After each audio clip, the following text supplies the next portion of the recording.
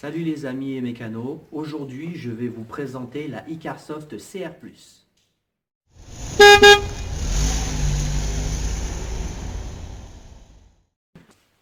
Comme je vous l'ai dit dans l'introduction, je vais vous montrer une valise de diagnostic, la Icarsoft CR+. C'est une valise multimarque, je dis bien multimarque, et nous allons l'essayer tout de suite maintenant sur mon propre véhicule. Il faut savoir que cette Icarsoft CR+, se décline en plusieurs packaging. Celle-ci, c'est la CR+, dit multimarque. Il y a aussi d'autres déclinaisons qui seront en appellation Peugeot Citroën ou Renault Dacia, et j'en passe. De toute façon, tout ça est disponible sur monoutillage.com. On ne va pas perdre plus de temps, je vais vous montrer tout de suite ce qu'il y a là-dedans. On va se la déballer en direct live. Bon, je vais pas vous mentir, je l'ai déjà essayé. Je voulais voir vraiment ce qu'elle avait dans le ventre. Voilà la bête. Alors, on va ouvrir cette petite sacoche. Donc, dans cette sacoche, il y a la fameuse CR+. Donc là, voilà la bête. On va se mettre ça de côté. Hop. Avec ça, il y a son câble OBD2. Et dans ce même packaging, il y a une petite adaptateur clé USB pour micro SD. Alors en fait ce truc là, cet adaptateur va vous servir pour la micro SD qu'il y a à l'intérieur de la CR+ pour les mises à jour. Mais bon, ça viendra, je vous montrerai comment vous en servir dans la prochaine vidéo. Dans tout ça aussi, il y a le manuel d'utilisation et de mise à jour qui est en anglais, en français, en allemand et en espagnol, il me semble. Ouais, en espagnol. Donc on va pas perdre plus de temps que ça, on va aller l'essayer tout de suite. Avant de monter dans mon véhicule, je mets ma petite housse laser qui me servira à protéger mon siège. C'est parti.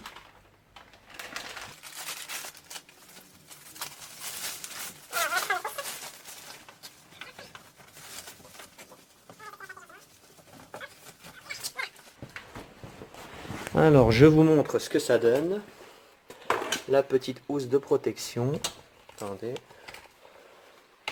Hop, comme vous pouvez le voir, elle est vraiment nickel cette petite housse. Nous voilà arrivés dans l'habitacle de ma 407 SW. Maintenant ce qu'il faut, c'est localiser la prise OBD2. Et sur une 407 SW ou berline, ça se trouve dans la coudoir centrale. Juste ici. Je vous montre ça. Juste là. La prise OBD2 qui est juste là. Vous me la branchez sur le haut de la console. Comme ceci. Voilà. J'espère que vous voyez bien. Et vous me serrez les deux petites vis. Voilà. Les deux bien branchés sur la console, nous allons le raccorder au véhicule.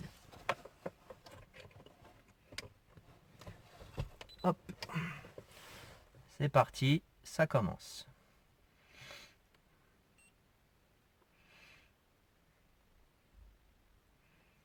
Voilà, le fameux menu de la CR+.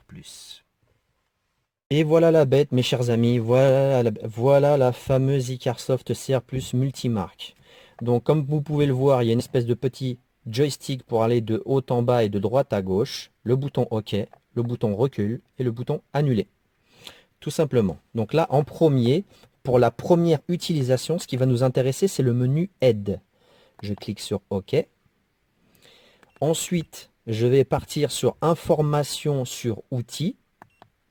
Et ce qui va m'intéresser, c'est ces deux numéros-là. Le numéro de série et le code d'inscription. Alors, soit vous faites un screenshot au moment de l'allumage de votre Icarsoft. Surtout, ne faites pas la bêtise de prendre mes numéros à moi et essayez de les rentrer sur votre Icarsoft. Ça ne fonctionnera pas. Donc prenez les numéros de votre iCarsoft à vous. Soit vous faites un screenshot, soit vous me marquez ça sur un bout de papier. Ça vous servira pour la mise à jour du logiciel. Donc voilà. Après, le menu réglages. Alors il y a langue, unité de mesure, beeper, enregistrement. L'enregistrement, ça va vous servir à enregistrer toutes les données ou défauts que vous trouverez sur votre véhicule. Moi je vais regarder s'il est actif. Oui, je l'ai activé. Donc pas de problème, tout va bien. Donc la rubrique diagnostic. Donc il y a la rubrique, dans la rubrique diagnostic, il y a la rubrique OBD2, EOBD, vérification des systèmes, remplacement et révision. Sur la première rubrique, la rubrique OBD2, EOBD, nous allons cliquer dessus. Bien sûr, avant tout ça, nous mettons le contact. Et on va appuyer sur... Ah, le son de la musique. Veuillez m'excuser, mes chers amis. On va cliquer sur OK. Et il va me faire un scan complet de la voiture. On va dire que ça, c'est un petit scan vulgaire. Voir s'il me détecte oui ou non des codes défauts. Donc voilà. Une fois que le scan a été fait, vous confirmez. Et vous faites lecture des codes. Alors, le véhicule n'a pas de code de panne. Ok, d'accord. Donc maintenant, ce que l'on va faire, nous allons revenir en arrière. Nous allons mettre en route le véhicule. Une fois le véhicule mis en route, nous allons refaire un scan.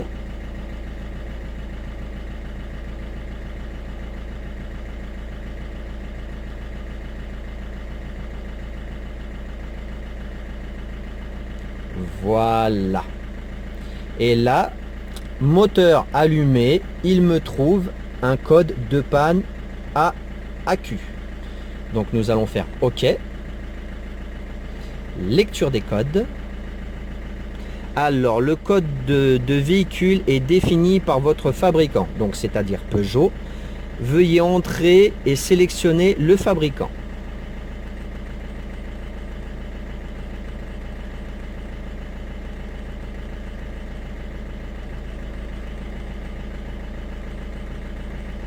Donc sur celui-là, Peugeot ne figure pas. Donc c'est simple. Pour connaître exactement mon code défaut, parce que ça on va dire que ça c'est vraiment un scan, c'est un scan vite fait pour savoir réellement s'il y a des problèmes ou pas. Donc maintenant ce que l'on va faire, c'est une vérification des systèmes.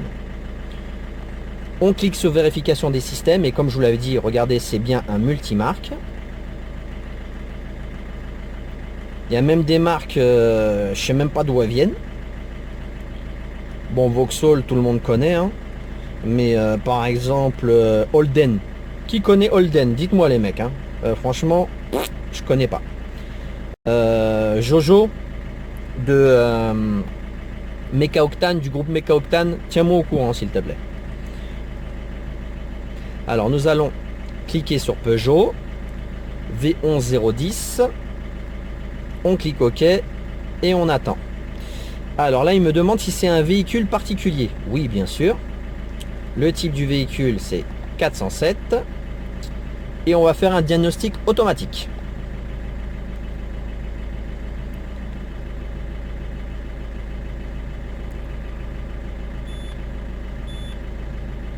Ouais, il fait ses petites vérifications. Alors, processus de diagnostic, AQ du moteur. C'est parti. Lecture.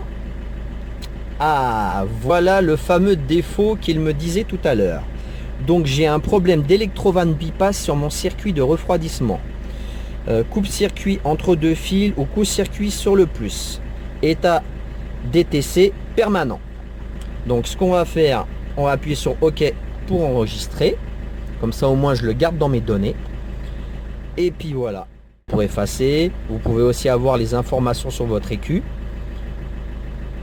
Et là, vous avez toutes les informations, fabricant Magneti Marelli, il y a le numéro de série PSA, la référence du logiciel, il y a vraiment tout, quoi. C'est vraiment pas mal du tout, quoi. Donc une fois la lecture faite, vous avez bien vu comme moi, j'ai un code défaut sur mon véhicule. Donc vous pouvez aussi aller chercher un peu plus loin, aller dans affichage de données, et vous pouvez aller regarder les informations sur votre circuit de gasoil, votre circuit d'admission d'air, d'électricité, de synthèse, de filtre à poussière, c'est-à-dire le FAP, refroidissement et clim, et puis l'état de l'écu, bien sûr. Tiens, on va faire une petite vérification. Nanana. Aucun problème détecté sur mon écu. Donc c'est déjà pas mal, hein, on va pas se plaindre. Hein. Donc voilà, on peut reculer. Voilà. Donc cette valise est quand même bien complète. On va faire recul. Donc maintenant nous allons partir sur la rubrique remplacement. Alors dans la rubrique remplacement, en fait ça va concerner tout ce qui est entretien ou changement de pièces. Par exemple, la remise d'angle de direction, en fait, c'est pour la remise à zéro des crémaillères de direction, il me semble.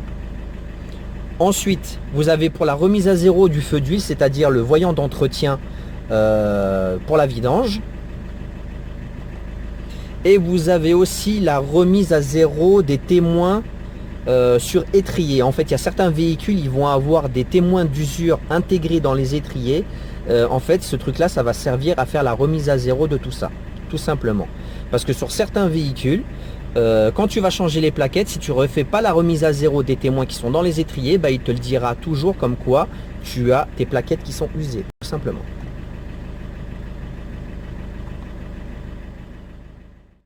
Alors, en ce qui concerne la rubrique révision, nous allons cliquer dessus. En fait, c'est simple. C'est la rubrique qui est là. En fait, c'est là, vous trouverez là tout ce que vous avez sauvegardé. Les codes défauts, les data streams, enfin, tout ce que vous sauvegardez, ça sera là-dedans. Une fois que la carte mémoire est pleine, et ben vous avez les rubriques pour tout supprimer, tout simplement. Voilà.